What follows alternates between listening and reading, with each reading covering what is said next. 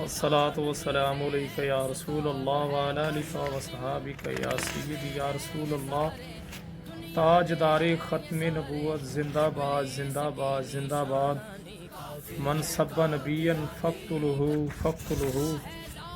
جو میرے نبی پاک صلی اللہ علیہ وسلم کے بارے میں گستاخی کرے گا اس کا ایک ہی حل ہے، گستاخ نبی کی ایک سزا، سرتن سے جدا، سرتن سے جدا۔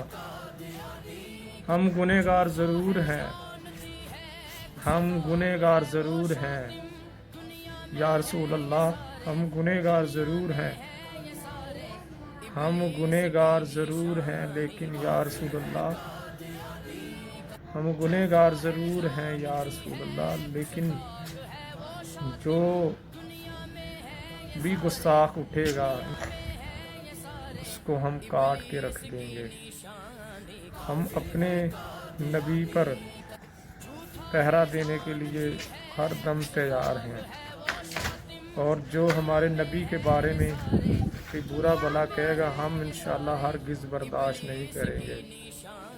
اور جو کتا گیرٹ بلڈر نے پھر نبی پاک صلی اللہ علیہ وسلم کے بارے میں گستاخی کی ہے،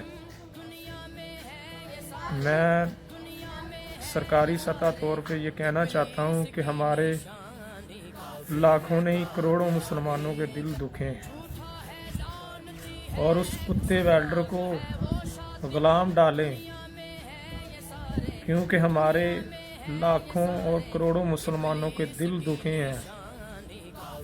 ہم ہر چیز برداشت کر سکتے ہیں، ظلم ستم، لیکن ہم اپنے نبی پاک صلی اللہ علیہ وسلم کی گستاخی نہیں برداشت کر سکتے۔